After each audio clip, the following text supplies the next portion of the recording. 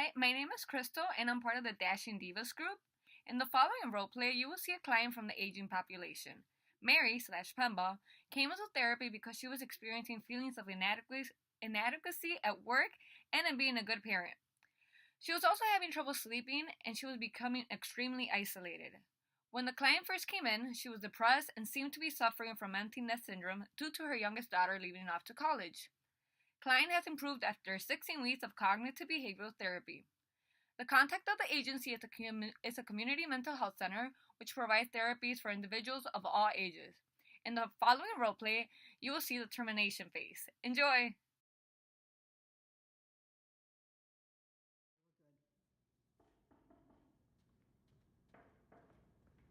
Hi, come on in. How are you? I'm good. How are you? Good. Mary? Have a seat. Thank you. Thank you. Well. Hi, Mary. I would just like to start by checking in. How have you been since our last session? Really good. My sleep is really going well. I've really stuck to going to sleep at 10:30 every night.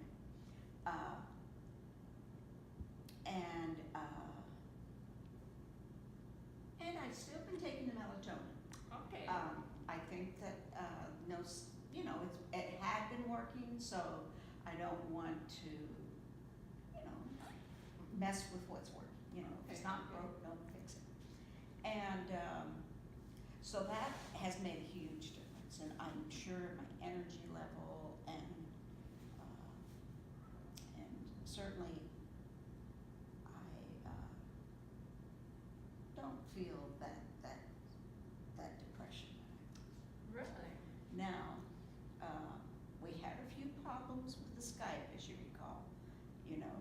I don't know, there was something wrong with how I had downloaded it or something. But I've gotten all that fixed. And I Googled it, and I found a YouTube, and so that made me feel really good that I was able to kind of fix it myself. So I've really been sticking to, and my daughters have been really cooperative. Well, maybe they really do miss me. So I Skype with them at least once a week, each of them. And then, let's see, the yoga class is fun. And I've really made some friends through that. And I haven't been missing work like I was. So, and the meditation, it's going okay. I have to be honest, I'm not totally consistent with it, but I do feel like everything else I'm doing is so positive that I'm okay. I'm okay with that too. So, But I Pam, will. so if I'm hearing this correctly, it sounds that your depression has improved greatly, Yes, and you're sleeping better, yes, you're less lonely, you're contacting your daughter, yeah, and you made friends. for sure. And I know that was a huge issue. It's something we've been working on, trying to get you out there, working on the isolation part. But as you know, as we were preparing kind of from last week, today is the 16th week, which Whoa. means it's our last session. We kind of been preparing for this. Yeah. And I know you were. You have been. Yeah, and I know you were a little nervous about ending the therapy session, but I want to start out by saying I appreciate you coming in every week and being on time and trusting me with everything. I know the things you have been through haven't been easy, and you've gone through a lot of obstacles, but you've done an amazing job overcoming those obstacles, and by showing up every week, it just shows how determined you are to change. So I'm really proud of you, and I'm really in awe of all of your progress that you have made in such a short period of time. So what are your thoughts or feeling about ending therapy? Well, I think one, you made it easy. The goals we developed, they were so incremental, they were achievable, and they did build on each other. So that was really, you should be complimented for that. Although we did it together, I know it was Clay. Of course, I'm going to miss you. Your support and your empathy has really just been phenomenal. Thank you. Yeah. But I do feel that there are people who need you more than me now, because I do feel like I have progressed so. And in fact, I'm even thinking about taking a class at the community college on mosaic work. And so that would even fill in a few more of my evenings after the treadmill. Yeah, and I think that would just further extend my socialization and give me even more balance between work and my creative flow of life. That's amazing to hear. And there's one thing I do want to ask you.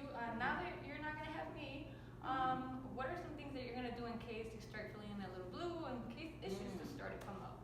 How would you handle that?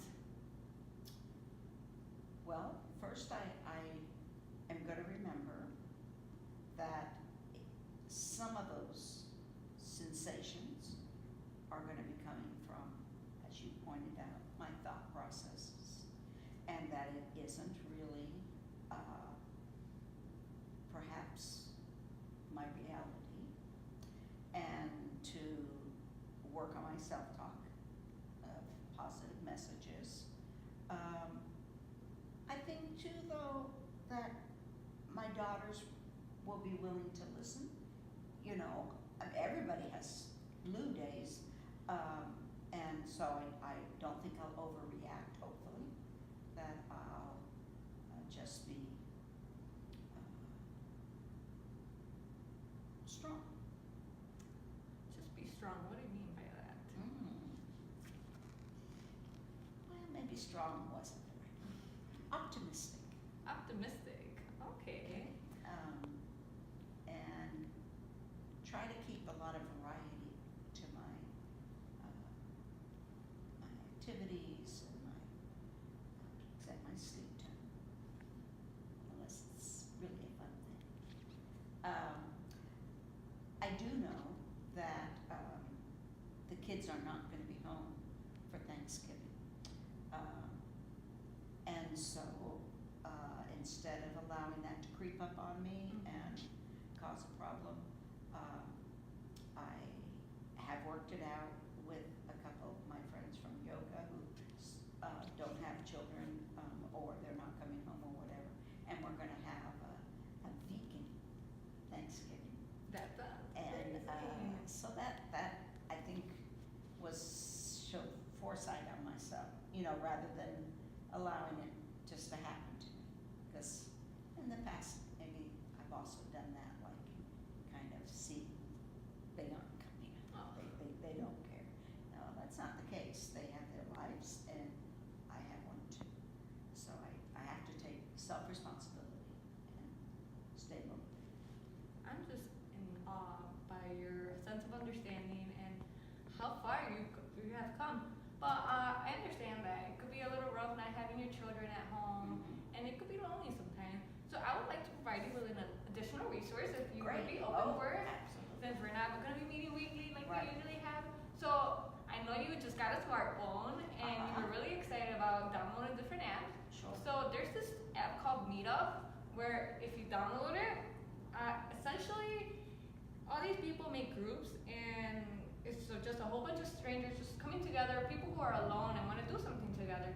So last time I did some research, and apparently if you download the app and in the search section, if you put empty nest in your support groups, Okay. all these groups will come out, and people from the Chicagoland area, everybody who wants to meet up and just kind of like hang out. It's kind of, if you can't think of it, it's kind of like a support group, but Okay. in unofficial one, if you just kind of go out for drinks or do several different stuff around the city. How do you feel about that? Well, it sounds like something I would maybe try. I don't want to start, like a dating app thing, but this doesn't sound as intimate. No, I'd yeah, say. So maybe I would give it a try. Yeah, and the really nice thing about it is not a dating app. It's mostly for like strangers. So there's males, females. You make friends. If you want, you can look for a dating partner. But if you don't want, you can look for friends. It's wonderful. Sure. I also want to let you know that we are running kind of short on time. Okay. We're getting close to ending session where you won't see me again weekly. But I do want to remind you about my open door policy. So just know that ending today does not mean you never ever come and see me again. If Okay. you ever come up with an issue that you can't cope by yourself, feel free to come back. My open door policy means that you go just call the office, schedule an appointment with the front desk, Right. and you could come and see me at a time that works best for you. And you could continue on with therapy. You should not be scared about that. All right. Good. That makes me feel good because, like I said, although I'm doing terrific, things can creep